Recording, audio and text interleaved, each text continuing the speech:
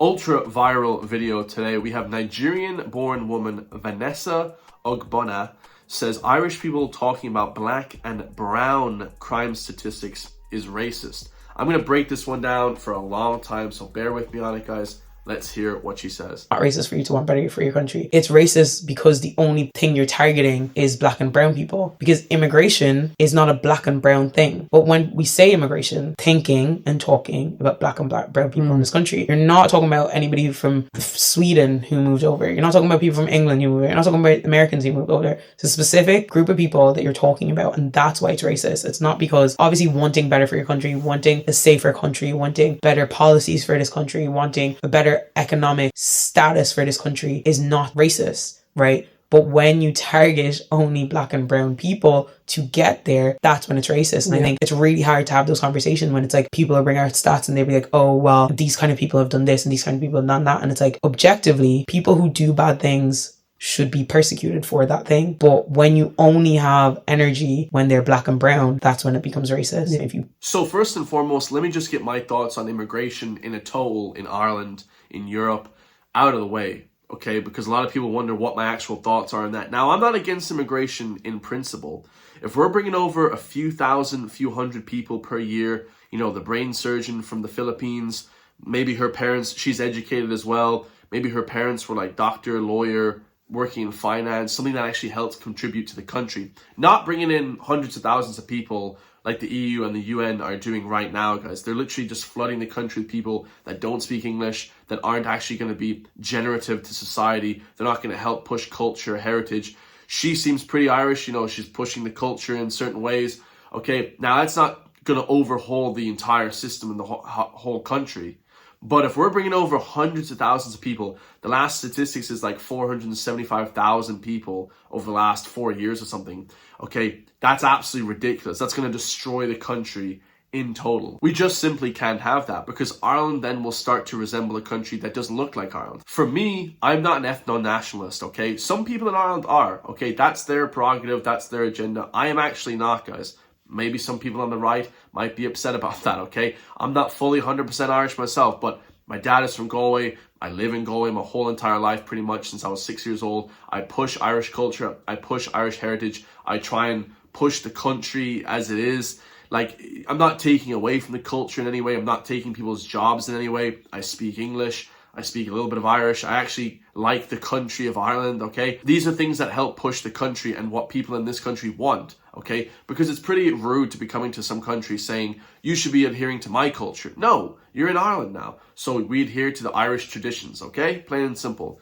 Now, some people, like I said, are ethno-nationalists. That's never going to work, guys, okay? That's really never going to work because it's unrealistic. A lot of people in Ireland are half and half, whatever, but we should be keeping the core root of people, 90+% of people, 80+% of people that are Irish, okay, ethnically Irish. Why is that? Because it also keeps Western traditions alive, okay? We don't have traditions from China here. We don't have traditions from other places here, because plain and simple, it's just not going to work. It's just going to erase our culture in this country. Like, realistically, I think the black population in Ireland is like 1%. So anyone saying that it's like a race or religion issue is stupid, guys. It's obviously not the case. Some people may be offended by that again on the right, but that is plain and simple how it is. The issue is the volume of people. We can't have hundreds of thousands of people flooding into the country unchecked. Like, this is a recipe for disaster, okay? It's less about race, religion. It's more so about people coming from literally poverty conditions and the huge amounts of people. You take a guy who's military aged, coming from somewhere like flipping Somalia, East Africa. They don't speak English. 90% of them are unemployed. They don't add to society in any way. Or someone from Libya, or someone from the Middle East, Iraq, Afghanistan. These are goat herders. They don't know what's going on here, guys. They don't even want to be here themselves. They've said it publicly on mainstream media. It's a recipe for disaster, guys. Like I said, people coming over that are educated, that actually help the country, that help push the actual country itself, push Irish culture. That's kind of in one regard okay. We're talking about bringing over a few hundred, a few thousand people, not hundreds of thousands of people per year. It's absolutely insanity, guys. It's absolutely crazy. You cannot have that. Now, getting to the root of her argument here, okay, she says that the thing that we're targeting in Ireland, people on the right or people that are more conservative, is you're targeting black and brown immigration. Now, here's the thing. For me personally, like I said, it's not a race, religion issue. Other people it may be, guys. Okay, other people it may be. And in a certain regard, you kind of have to be, okay, Christian and like, you know, pushing of Irish culture. That comes from people that are white, let's say Irish, Celtic or whatever heritage.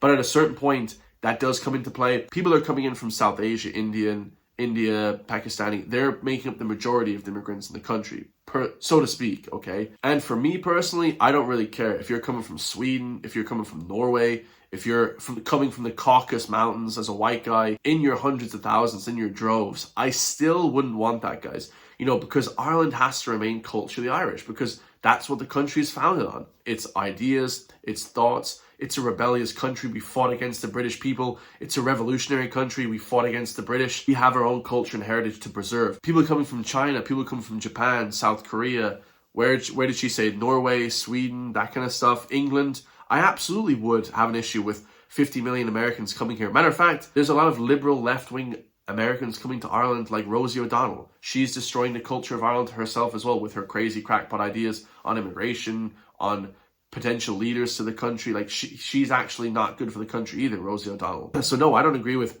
immigration from Sweden, England, America, whatever it is, in terms of the numbers, guys. The vast majority of people. Like, I wouldn't want 10 million Swedish people to come to Ireland. Absolutely not. That would be hell. Okay, we'd have just 50 million saunas. Culture of Sweden would take over. Everybody would be in the sauna. Nobody would be working. Okay, that's a joke, guys, obviously. Culture from England and culture from Sweden is different than Ireland. Vastly different, guys. So I also wouldn't want people coming from these areas that are white people too. It's not a race thing. It's more so of a culture thing, okay? And it's more so economic opportunities for our own people. We see now ICE immigration in the US, places like Louisiana, where they're deporting all these Mexicans, all these different people, all these Venezuelans, all these Mexicans that aren't able to work in labor. Now these jobs are opening up for Americans, okay? So the whole rhetoric where it's like, they took our jobs, you know, the South Park meme, they took our jobs. They took our jobs! Yeah, took our jobs! They took our jobs! They took your jobs! They took our jobs! They took your jobs! That actually kind of is true, guys, okay? If there's just no jobs in Ireland because people from other places took them, well, how the hell are we supposed to help our own people? You know, you have to have a give and take here. Like, instead of just coming here for economic status and heightened economic sort of outcome, you could also just fix the original country. Like, places like these other places in Africa and in Asia, they could be fixed easily, but their governments are terrible, guys. And where does that come from? That comes from culture, that comes from heritage. So they have to also fix their own places as well. Like, it can be done, guys. It's not a lost cause. So then the second point she brings up is the statistics point. Now, the truth be told, the Central Statistics Office in Ireland, for those who don't know, they don't measure crime about black or brown people or Asian people, Chinese people, whatever you want to say. They don't measure crime about foreign people. The US Secretary of State has just asked Ireland to start doing that. The US State Department has actually just asked all European Union countries to do that, to start measuring crime statistics by race, religion, that kind of stuff, background, because nowhere in Europe basically does that, okay? Basically, very few countries do that. And the US State Department is asking the European Union countries, including Ireland, to start doing that because of the rising crime. And they say, quote unquote, it's an existential crisis to the Western world, to Western democracy. Trump's administration, the US State Department, have literally said on record that mass illegal immigration into Europe is causing a downfall to Western society. Like, that is huge, guys. That's major, major overthrow. And the crime statistics are high, guys. Every single day I'm reporting on foreign crime. I don't just report on foreign crime, like I said. It doesn't make any sense to me to just report on foreign crime like some people do. I report on local crime. We have some of the worst criminals in the world here. Gangs, shootings, stabbings. They chopped up a kid. They tortured him to death a few years ago. Like, it's bizarre. We have massive gangland violence that also needs to be cracked down upon. We have fraud massively by the elites. We have BlackRock. We have massive institutions that are in Ireland that are causing huge fraud and the downfall of the banking industry. Okay, there's massive fraud going on. There's like tiers of crime that's happening in this country that I want to get rid of. I don't care just about immigration, guys. Okay, if there was a gangland war in Dublin and Tala, I would want to get rid of that. I wouldn't say, oh no, don't get rid of that. Like, leave that there. That's fine, you know, just because they're white Irish. Like, that's okay. Like, no way, guys. I actually want to crack down on that just as much as any other crime in this country. But to be fair to her, she's well educated, she's well spoken. You know, these are the kind of people that you don't mind having here. I don't really care, guys, if she wants to work here. I just don't want millions upon millions of people coming over. It's just unbelievable, guys. Like, Nigeria has a country of 230 million people. Okay, they actually have a birth rate of 5 million people per year average. So could you have 5 million people per year come to Ireland theoretically? Like it just seems a bit ludicrous. But to be fair to her, she said that it's not racist to want your country to be better. And I agree, guys. It's not racist to be like, okay, well, we want to help our people. We want to help our people here first, and then we can help everybody else. Okay, it would be crazy to say, let's help everybody else in the world and then help our own people. Like you couldn't have a country functioning properly if you did that. Because potentially we could have stuff like this coming to Ireland that's already in the UK. We have 9 out of 10 children who are homeless kids. Okay, 9 out of 10 homeless kids in Pakistan have been sexually assaulted brutally. That 9 out of every 10 street kids have been abused. If accurate, that puts the figure on a national scale in the hundreds of thousands. It's one of the most sad and shameful aspects of our society. I have to say I'm totally embarrassed by this, that we have not really been able to protect them. It's going on everywhere. In the big cities or small cities or towns, everywhere this is happening. लेकिन जना सिर्फ मैंने 2 मरतबा की है बस दोनों भाई थे अपने जानू भेजा मेरा पास पैसे भी नहीं था तुम्हारी उम्र क्या थी उस जमाने में 8.5 साल था छोटा था मैं Look, his eyes are gone, guys. This kid has been traumatized for life because of these horrendous acts. Nobody's taking care of these street kids. Nobody's taking care of these homeless kids. They're gone, guys. They're finished. These people their life is over. आपने तकरीबन कितने बच्चों के साथ जिंदगी एक हुआ था और 10 और 11 12 तक. At bus and truck terminals across Pakistan, drivers and conductors often keep boys on a permanent basis as helpers or apprentices. There is a culture to have a small child with you, go along with, and it means that the child is kept as a prostitute or as a partner, sexual partner. Human rights lawyer Zia Awan has fought for the rights of abused children for most of his working life. Jesus. Hundreds of children who are being raped every day, they are being sold, they are being trafficked, they are being forced for prostitution. It's going on everywhere. And people don't believe when we say something, they say that civil society is exaggerating. We are not exaggerating. Denial. It's a taboo. Yeah, it's a taboo subject. They don't want to talk about it. The government of Pakistan, they don't want to talk about it. They don't care, guys. You know, these kids are homeless, they would say. You know, it's disgusting stuff. Subject. But in recent times, articles have finally begun to appear in Pakistani newspapers highlighting cases of child abuse.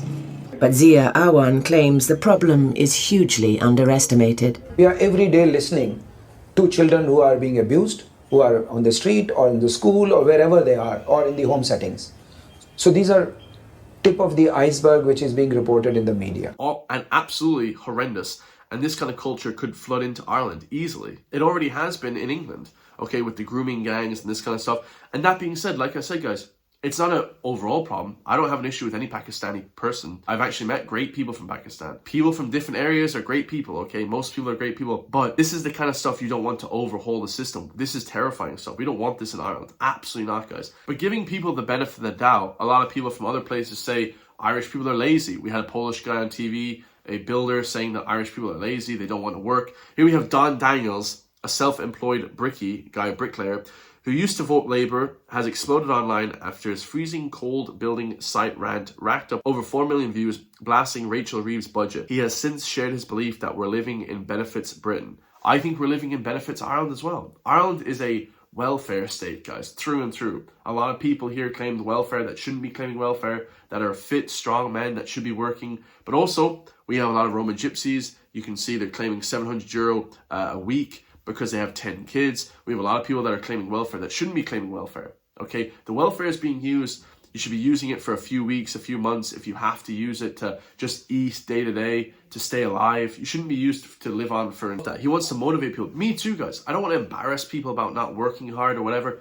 Work hard, guys. You benefit from this, okay? It's not trying to ridicule people and make fun of people. This guy, myself, you try and motivate people. Okay, there's great outcomes to working hard, guys. Doing a business, you know, doing your work, your job that you have, your career, okay? These are great benefits that you get, guys. Sitting on the welfare, there's no drive. There's no people that are claiming welfare that shouldn't be claiming welfare. Like, that's a lot of people, guys. 44,000.